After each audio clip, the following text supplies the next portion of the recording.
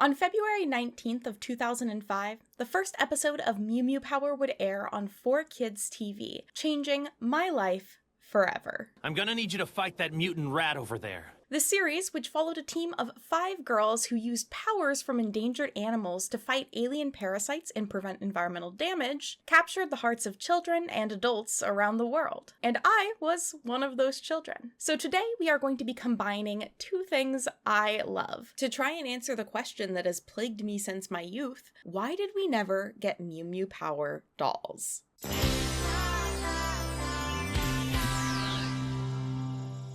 Let's go ahead and start with some background on the series. It's already started. Tokyo Mew Mew began as a manga series created by Mia Ikumi. Ikumi was originally working on a different story called Tokyo Black Cat Girl, which followed a main character who was able to transform into a cat girl in order to aid a space cop in fighting alien invaders. The story was then reworked with Ikumi's editors at Kodansha Comics, who were more looking for a story focusing around a team of magical girls. The working title of the series at the time was Justice Squadron Biolip, which I know is a translation, but just sounds insane.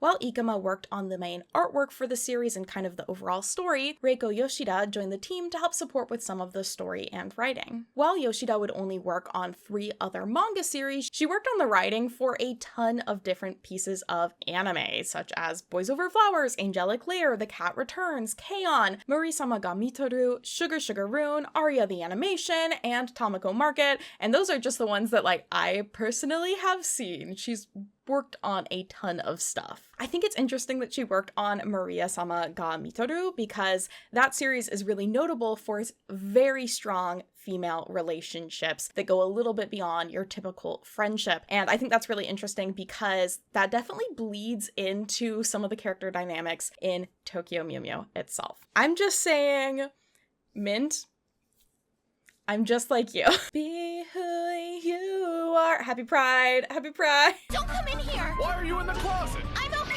The series would be published monthly in Nakayoshi, which is Japan's most popular shoujo manga magazine. If you'd like to learn more about how manga publishing and genres work in Japan, I do touch on this in my Angelic Layer video, so you should check that out. But the original Tokyo Mew Mew manga would be published from September of 2000 through February of 2003. The series follows our main character Ichigo, as she has to navigate the challenges of school with also being suddenly transformed into a magical superhero called a Mew, or Mew Ichigo. How are we supposed to balance schoolwork with battling aliens? The fate of the whole world is at stake.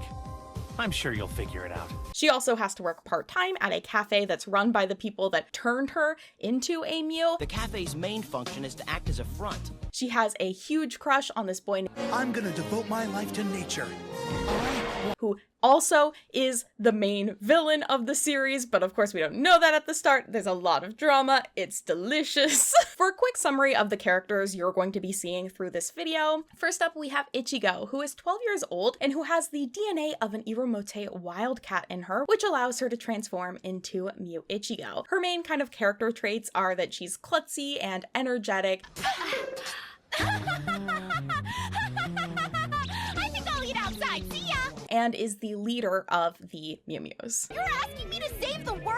Next up, we have Minto, or Mint. She is a preteen ballerina who comes from a rich family, leading to her being kind of snobby and self-centered and doesn't always have the best work ethic. I know you didn't want it since it touched my dirty, unworthy face and all, but I washed it for you, so here. Very well, thank you. But she still cares a lot about her friends. She has the DNA of the blue Larakeet, allowing her to transform into Mew Mint. Next up, we have Retasu, or Lettuce, who is the 3rd Mew introduced in the series. And my favorite, I always loved a shy, nerdy character as a kid. I think I had the urge to protect them. And she also is canonically bullied in the series, and as a kid that was bullied, I strongly related. She starts out pretty shy, but does develop a lot of confidence in herself through the series. And she is infused with the DNA of the finless porpoise, allowing her to transform into Mew Lettuce. Buling Hong, also known as Pudding, is the 4th Mew character and is just straight up a child. She comes from a large family and has been responsible for taking care of her siblings, while also being an acrobatic street performer. Thank you,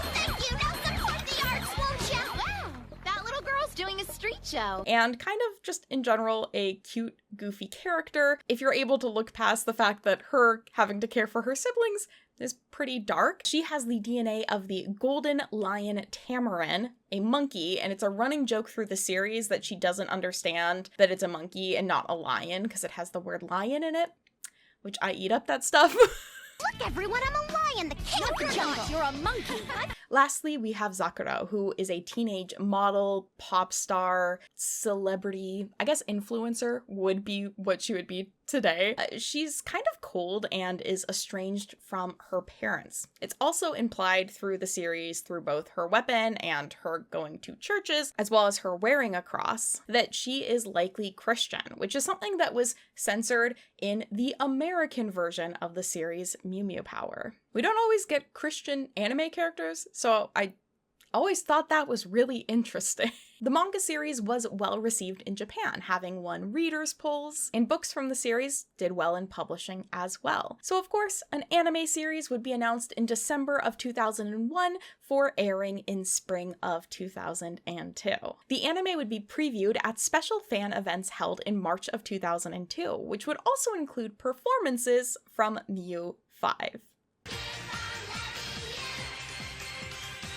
Mew 5 is a very interesting marketing move made by the Tokyo Mew Mew team. They formed an idol group consisting of a cast of mostly age-accurate girls who would perform as the Mew characters at events. The group debuted in July of 2001, so before the anime was even announced, and the magazine Nakayoshi would actually run contests for girls to audition to be one of the Mew characters for Mew 5. From what I understand, the group only had about 10 live performances and only released one single. And they actually didn't have much involvement in any of the music for the anime, which you might think is surprising, but you have to keep in mind, these were all children. The average age of them was around 12 years old, and the idol industry in Japan has frankly allowed people to be very predatory towards young girls. I've seen the way that some men online have talked about this idol group, and it's really uncomfortable. Take a look at this. It doesn't look good. And it sounds like some of the girls might have also had to deal with some uncomfortable interactions with fans. So I'm really glad they stopped and decided to not continue on with it. I imagine it would have been really stressful. The rough thing about Tokyo Mew Mew is it had both like that child fan base and then adult men who should not have been there, but were. Absolute terror, fear, dread. Tokyo Mew Mew wasn't alone in doing this though. Ojomajo Do Re Mi would also do this, forming a dance group with even younger kids. So just feels a little ucky. I do want to say Tokyo Mew Mew would have character performers that would perform at a variety of different amusement parks. In those situations, it was adults who also were wearing the like anime masks. I'm fine with that. The girls weren't wearing masks and they were also children. That's my main issue with it. Great, how about a tip? Sure. Never do drugs and stay in school. Related to this, though, in 2021, in order to promote the release of the reboot of the series named Tokyo Mew Mew New, they would create another idol group named Smoothie. This time, all of the cast members were adults, though. So, while there are still issues with the idol industry, that's better than children. Weird Tokyo Mew Mew moment.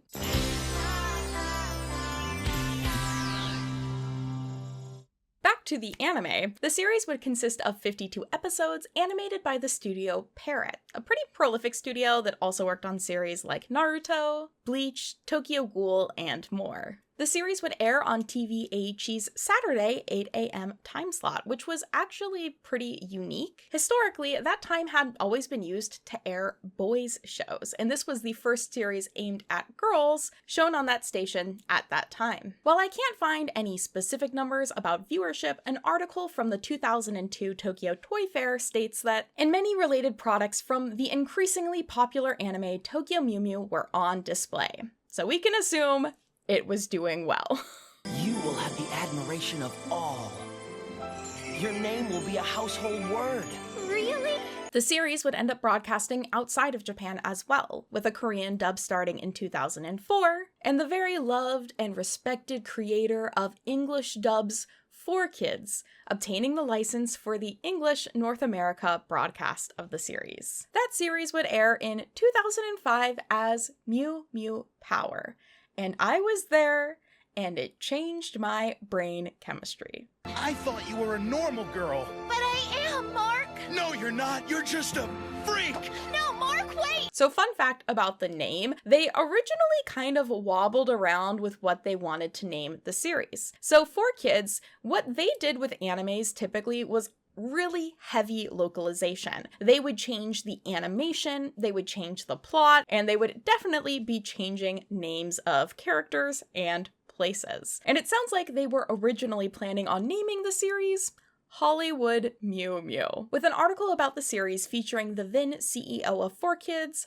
Al Khan, stating that by the time we localize the programs, kids don't even know they're from Japan anymore. The airing of Tokyo Mew Mew, as well as Winx Club, which they obtained at the same time, were part of an attempt to increase their viewership of girls on the channel, with a statement on the idea of that being that Tokyo Mew Mew is meant to attract viewers of both sexes by providing girls with empowered female heroines and, at the same time, entertaining boys with cute babes and lots of action. It's very manly. Can men leave the Mews alone is all I'm saying. The Mew Mew Power dub and localization would also air in Canada and the United Kingdom. And then the French version of the series is actually a dubbed version of Mew Mew Power. So it is a dub of a dub. A Spanish dub would also be created, as well as a, I believe, unofficial Albanian dub. Italian and Chinese dubs would also be created of the original, unlocalized Tokyo Mew Mew series. So this show was seen around the world, but depending on where you lived, you either got the version where Zokuro has a cross or doesn't have a cross. Which again is so interesting. What are they saying? I have no idea, but it sounds nice. So what I'm trying to say is, the Mews were global. The series, while it wasn't quite as popular as perhaps Sailor Moon and Naruto, the series was still many people's first entry into the world of anime, myself included. And do you know what I wanted? Nay, craved? As a fan of the show? Merchandise.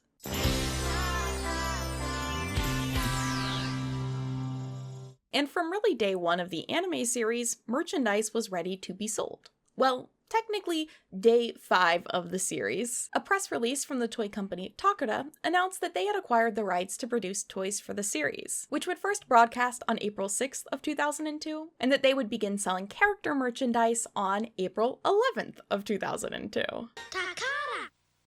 Takara was a toy company founded in 1955 with the motto, "Playing is culture." The company exists today as Takara Tomy, after merging with the company Tomy in 2006. While the company has worked on a vast variety of different toys, their crowning jewel, who helped keep Barbie out of Japan, is the Licca-chan doll. First produced in 1967, the Licca-chan doll was designed to look like or emulate the artwork of popular shoujo manga artists of the time, with some of the doll's artwork even created by artist Miyako Maki, who really helped pioneer the style of shoujo at the time. Licca-chan dolls are actually shorter than Barbies and were specifically designed to be. So from what I understand, Takara originally was trying to design a portable dollhouse for the popular import Barbie-sized dolls of the day. But they realized the dollhouse that they would have to make would be really large and inconvenient for Japanese households. And thus they ended up developing the smaller Licca-chan doll, so her house would be a more appropriate size for Japanese households. By 1969, Licca-chan would surpass Barbie in sales in Japan, and today, Licca-chan is often used as a catch-all term for plastic dolls, in the same way that Barbie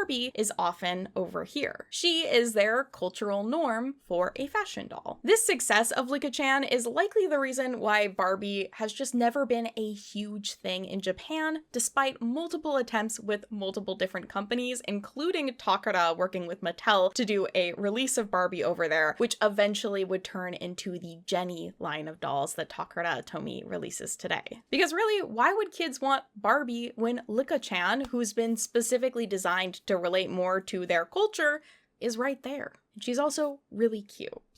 Another fun connection is Mia Ikumi, the artist and creator of Tokyo Mew Mew, actually worked on the artwork for a manga series based off of the anime Super Doll Licca-chan, which follows a girl and her doll Licca-chan as they go on adventures, basically. And the doll protects her, and the girl might be a princess. I haven't watched it myself, but isn't that fun? Good thing I did some snooping around to see what you were interested in, huh?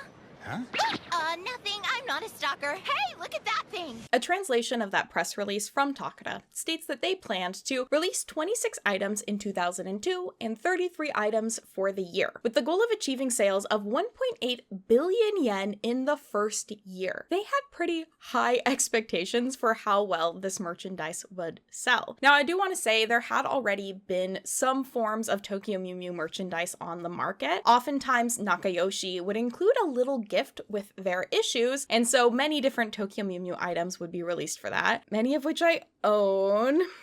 But this merchandise was much bigger than anything that had been created before. So some key items would be role play sets for kids. They created versions of the weapons the characters used that were child size and lit up, and they made cool sounds, and I own none of these, and I probably never will. But shout out to the people who do. I'm not gonna rub your house. Know what I mean? Sorry, what did you say? Oh, nothing. There also was the heart-pounding sets, and these were little costume sets that included like the ears and choker and little accessories that the characters wore. So they weren't full costumes, but they were pretty close. I think some costumes of Mew Ichigo would also be released that were actually a kid size. But the first thing we get really in the kind of realm of dolls are these mini dolls. So these sold for around 350 yen and are the most commonly knocked off piece of merchandise made for the series. I myself, as a teenager, bought on eBay this like set of all of the character like mini dolls, and this isn't how they were sold. I'm pretty sure they were sold individually, and I owned a knockoff. I don't have a photo of them anymore, but you can see them in this picture of me from high school. They're there. But at some point between the start of the series and August of 2002, we would get our first dolls from the series, and these are called the Elegant Collection. They sold for around 1,200 yen, and each one consists of one of the Mew characters in her kind of Mew outfit. And these are actually what I have right here. So as I said before in this video, Mew Lettuce was my favorite character as a kid, and this doll that I have of her is actually the one that I got in 4th grade from eBay. It's the first thing I ever bought on eBay. She's now missing. She originally had her little castanets. She's now missing them. But they're very, very cute dolls. They're like very rubbery with wiring in them that you can bend to pose. I'm impressed that she's still in pretty good condition at this point, other than missing a couple pieces. They have their little like tattoos. All the characters have a mark on them, which is I think supposed to be where the DNA was infused with them. So like Lettuce has hers on her chest. I also have Puddings, and I'm almost positive I got Pudding at the time because she was probably the cheapest option. I think Pudding and Lettuce are the least popular characters of the series, so their dolls were probably the cheapest options. Though I'm sure now if I like went back in time, the prices for dolls then I'm sure probably were so much better than they are now.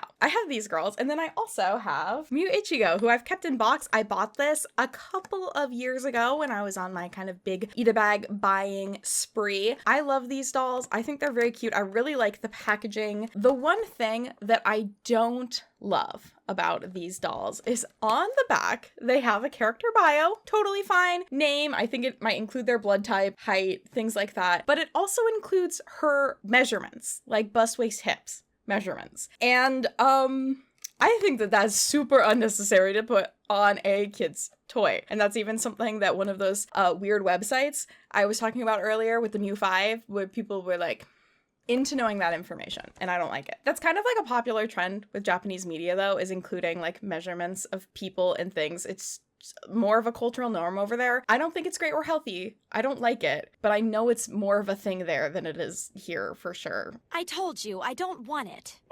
August of 2002 would have 3 other releases of importance. First of all, we would have the perfect doll Ichigo figure. This is one of the most sought after items, I would say, for collectors of Tokyo Mew Mew. It is the best figure of the series that exists, I would say. It retailed for 5,980 yen. Today, it is really hard to find under a couple $100. I've seen this listed at $1,000. I will never get her. You're going to say that every time, aren't you? That month, 2 other Ichigo dolls would also be released. So these would be produced by Takara. We would have one of just Mew Ichigo in her Mew form and another of Mew Ichigo in her waitress form. These Ichigo dolls would retail for 2,400 yen. Mew versions of the rest of the characters would be released as well, and they would also include height differences, which I think is really neat. So Pudding was shorter than the rest of the dolls, and Zokuro was taller. This also, for some reason, made it so her neck is really long. I don't know if this is consistent with all the dolls, but some of them, her neck looks really long, and I'm like, what happened? I can't believe it! That perfect, beautiful silhouette belongs to my idol! Maybe they were just using the body from a different doll and it ended up looking weird with the head sculpt. I don't know. But for the trio of Ichigo, Mint, and Lettuce, I think all of them had the same body size, and I think they're all basically using a Licca-chan body with a different head sculpt that is more anime styled, with these big ol' anime eyes. I apologize also if I call Zakura Zokuro. I know I'm gonna do that. That is something that came from my childhood brain that's really hard for me to fix. So, I am sorry. How embarrassing. While these weren't Licca-chan dolls, even though they're also produced by Takara, later on, Takara Tomy would do a line of Licca-rise dolls, which are essentially the same thing. So like anime dolls using a Licca body, but more like formally known as that. These dolls would also be released in Korea through the manufacturer Sonokong, but it's basically the exact same dolls, just in Korean packaging for a Korean audience. I will say these aren't my favorite dolls produced from the series. I think their head sculpt looks a bit funky and the clothing isn't terrible, but it just doesn't quite look as good as I would have liked it. But again, these are toys for play, not for a collector, so we can't judge too hard. They're just not my favorite. Eventually, a second line of the Elegant Collection dolls would come out, these ones being in their waitress uniforms. I think these are really cute. I just think the dolls look really cute in this small form. I shall call him Mini Mew. I think they're really fun. For these dolls, they also removed those character bios from the back of the box, which I'm like super fine with. I think these are really cute. I would like to get them one day. I love their shoes. Let me be really specific. I love their shoes. Some other notable pieces of merchandise created for the series would be the Sega plushies. So Sega produced plushies that would be used in Crane game machines, and a number of different Tokyo Mew Mew ones would be released, including these like Christmas themed ones, which as a kid I was so obsessed with. There would also be special Tokyo Mew Mew branded sausage snacks that came with stickers, different activity books, and things like shampoo, which some of you may know I purchased in order to get a figure for my Eat a Bag. So watch that video. All I really want is to be a normal girl. And then there's also what I've always referred to as the candy figures. So these were a collection of very low quality figures named the Real Figure Collection by Furuta. And they were figures that would come with a strawberry candy for around 350 yen. They're not very high quality. They don't look that good. Even as a kid, I never wanted them because I was like, they look kind of weird. Those aren't my girls. But all respect to those amazing collectors out there who do want them. And I hope you find versions that have great face-ups or do it yourself. With that, we have one final doll created in Japan for Tokyo Mew Mew, which was also for a very long time my dream doll. When I was in 4th grade, I actually got to go on a trip to Japan for a relative's wedding. And this, being in 2007, just happened to kind of perfectly align with the peak of my interest in Tokyo Mew Mew. I had just recently bought my own issues of the manga, which were some of the very first manga books that I ever bought, and I was ecstatic with the idea that I could possibly see the Mews in the wild. But the thing was, again, this was 2007, which was years after the series aired in Japan. And so by the time I was there, Pretty Cure 5 was everywhere, and not a Mew was to be seen. Except one. While on this trip, my family went to the amusement park Fuji Q Highland. I was also one of 2 girls on this trip, so I was the only one interested in seeing Licca-chan's house. So they had this full walk-in exhibit that was all Licca-chan themed. You would like walk through a little town. They had a cafe where you could get a parfait. This was the first time I ever had ice cream with cereal, which another like moment of changing my brain chemistry. I love cornflakes with ice cream now.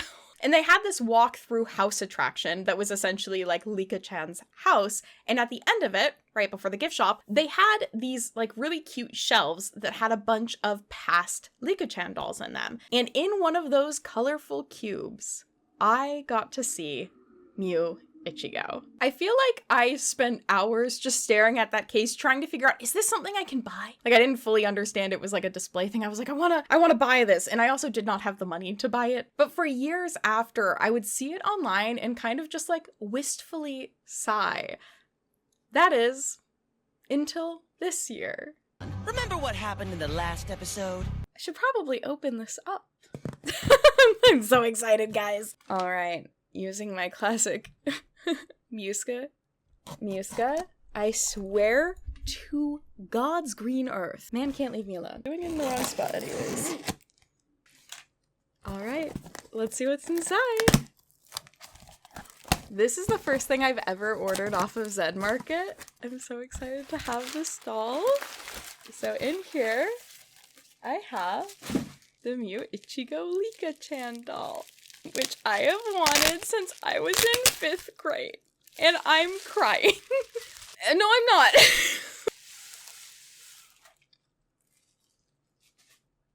Oh my god. She's so pretty. Okay, I'm gonna go cry now. Okay, composure. The Licca-chan Mew Ichigo doll retailed for 2,980 yen and originally went on sale sometime in the summer of 2002. While I don't know exactly how common it was for Licca-chan to do collaborations with anime series, it feels like it makes sense considering Miya Ikumi was working with Licca-chan on their manga series, and I feel like there must have been some sort of tie-in with her publisher and Licca. But also, Tokyo Mew Mew again was really successful. It was doing really well, so they're gonna make a doll of her. And she's gonna be so cute, it's so great.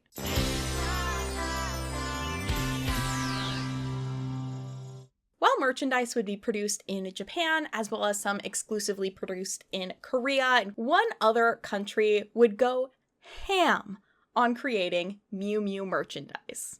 And that was Italy. Unexpected for me, but Italy has made some bangers when it comes to the world of like doll anime merchandise. The company Giochi Preziosi would produce all of the merchandise for Mew Mew in Italy. And Mew Mew, that's the name of the series in Italy. The Italian dub would also change the characters' names. For example, Pudding becomes Patty, which I always think is really cute. That's a cute name. Their website does have a little like button to click on to see their Mew Mew products, but it is unfortunately not saved by the Wayback Machine fully, which is such a bummer. I would have loved to see all the stock photos. If I were a walk, where would I be? Founded in 1978, Giochi Preziosi is the leader in the Italian market for traditional toys. While the company would produce a lot of tie-in merchandise for TV series like Sailor Moon, Mermaid Melody, which I want all these dolls. They did Winx. Wikipedia says they made Supergirls toys, which I want a doll from. If that exists out there, I haven't been able to find it, but like, please? They would also do some original toy concepts. So, for example, they have the Unique Eyes dolls, which are welcome to join in on the Battle of the Big Eye dolls whenever they would like. The company would produce a ton of Tokyo Mew Mew dolls. Like, more than they made in Japan. So let's learn about everything they made that we can't have. I'm not sorry, I took a direct blow to the shins. I sadly don't know the release dates for any of these toys, so I'm going to kind of share them with you basically in the order I found them. So first of all, we have a complete line of the Mew versions of the characters. Now, sadly, they all are the same height, but I really do like their head sculpts. So they would have a version of just the Mew character. They'd have a version of the Mew character also with a waitress uniform. Then they would produce a line of talking Mew dolls, where the characters would be able to play voice lines of the Italian dub. I like these slightly less. They're also bigger than the original line of Mew dolls. I don't know why, maybe to fit the speaker better. We then would have the waitress dolls, so they'd have the dolls in their waitress outfits, as well as some that were released with an ice cream maker, which is just such a cute concept for these characters and them having their little cafe. So cute. But not only would they have dolls of the characters in the Mew form and the waitress forms, but also in just their like casual outfits, which is so cool. So one example of these is the perfume diary dolls. I've always just referred to these as the perfume dolls. They came with a scented doll and pen, and the scents of the dolls relate to the characters, mostly based off their names. I'm not sure what names the Italian dub might have changed the characters to though, because Mew Mint is blueberry scented, and then Mew Lettuce is mint scented. But like, to be fair, how are you gonna make a lettuce scent? Well, they did. I own that perfume. Video about that here. I have so many videos that relate to this. They would then do another release with the characters in casual outfits that included these cafe playsets, which again is so cute and smart. And they also come with an espresso machine. And I feel like at this point in the US, you would not have had one of these dolls coming with an espresso machine. That just feels very Italian to me.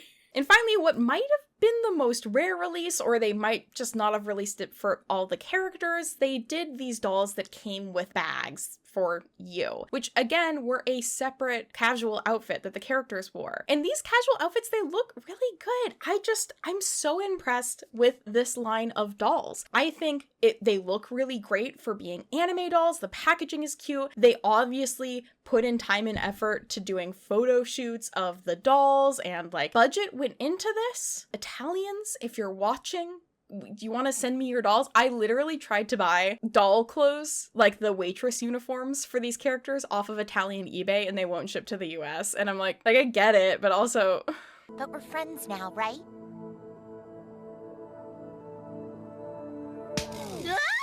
I just want a waitress uniform to dress my mini Mary in, okay? Another super cute toy that this company would put out is the Strawberry Cafe Mew Mew. So this is a strawberry-shaped playset of a cafe that came with like a ton of little accessories that you could use, almost like a Polly Pocket sort of thing. As well as in Italy, we would have these little like plastic, very thin figures that would be released in kind of a variety of different ways. We have the commercial for that. Run the ad!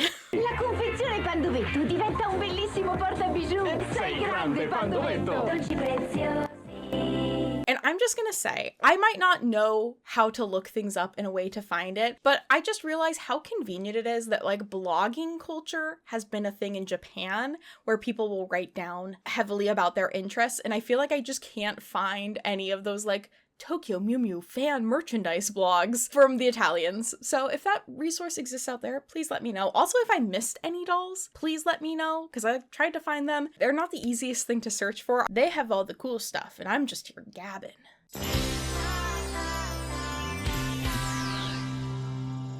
I really remember clearly the year that Tokyo Mew Mew and Winx Club first aired, being excited to go Halloween costume shopping that year because I was so sure there were going to be Mew Mew Power costumes. I remember going to Party City and looking at all the photos on the walls. I saw Winx Club stuff and I was like, yes, there's gotta be my Mews.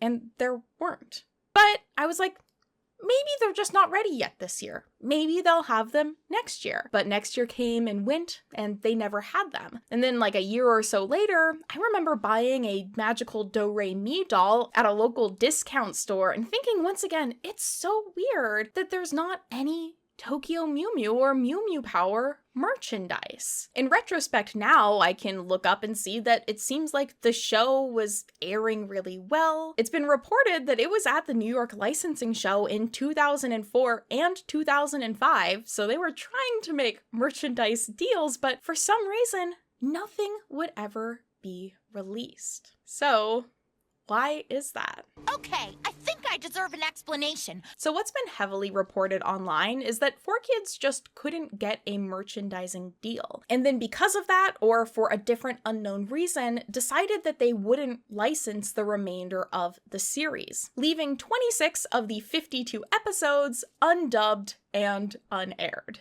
And stay down! In 2006, an admin on the official 4Kids forum posted, "Sorry everyone, I've seen the 4Kids TV schedule. From now through April, there is no Mew Mew Power on. I've checked with the television scheduler and 4Kids does not have any more Mew Mew episodes. They're working on trying to get more, but can't say when or if this will happen. I'll let you know the second I hear anything." So from that perspective, it sounds like 4Kids is trying to get more of these episodes to air, but you have to understand, a large part of the appeal for 4Kids in getting the license for the show was to create merchandise for it. They really wanted to produce merchandise for the girl audience that they previously hadn't been able to reach out to. So it sadly kind of makes sense that if they weren't able to get any merchandising deals, they would drop the series. Fans online have theorized what some of the struggles with merchandising might have been, and some of it might have come down to the really heavy localization that the series went through. So Mew Mew Power changed the names of the characters, the places involved, they were editing the characters like Zokuro's weapon, so it's no longer a cross, and they made those really significant changes to the anime Mew Mew Power. No matter where I go, some crazy stalker will pop up and swear I'm part of their team of superheroes. Get lost, psycho. But at the same time, Tokyo Pop had gotten the license to publish Tokyo Mew Mew, a fairly unlocalized version of the series. They don't make those significant changes to it. So we had two versions of the same characters in the same space with different names from different places. And so people theorize that this is what led to some kind of legal gray area when it came to merchandising. I'm almost positive the Tokyo Mew Mew manga was quite successful, considering there were many kids who were watching Mew Mew Power, going to Google, discovering it was Tokyo Mew Mew, and then buying the manga. So things might have just ended up feeling like they could get messy from a legal standpoint due to these two companies that probably wanted to merchandise this brand, but would have been doing it under different names, but it's the same characters. And that can be confusing for both legal and for kids. I can imagine a child who doesn't know about Tokyo Mew Mew being like, who's Ichigo? I need Zoe and Mini Mew.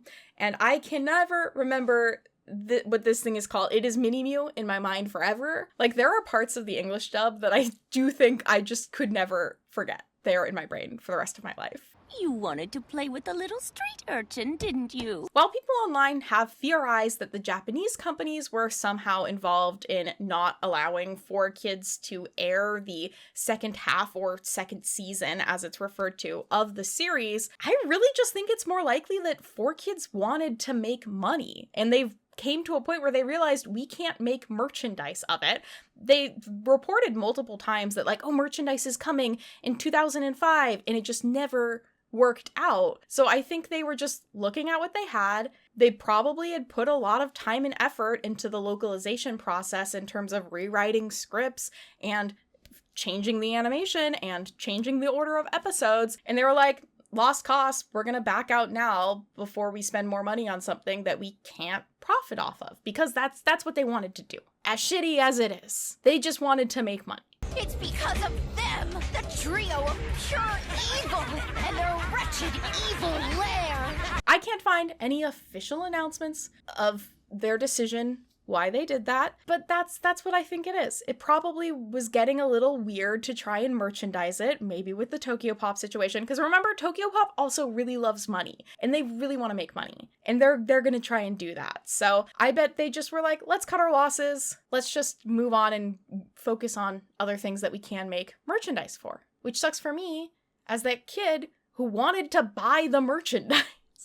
Sometimes I feel like I could almost lose my usual calm and cool demeanor and scream at the top of my lungs. And so that is where we are today. I didn't talk about Tokyo Mew Mew New or the various other continuations of the series past the original anime because I didn't really make dolls for it. I will say there was also the Tokyo Mew Mew PlayStation game, which I actually have up there, which did come with a figure, which I have lost, which is embarrassing moments in my life. And there were also other pieces of merchandise I'm sure I didn't mention. So please feel free to share them in the comments, things you have, things you want, your favorite doll you saw in this, which of the Mew characters you personally attached to as a kid. I actually have a tattoo of Mew Ichigo that I got after the passing of Mia Ikumi, just because this series was so impactful on me as a kid. In case you haven't heard me talk about kind of my origin story online before, the reason I got into making videos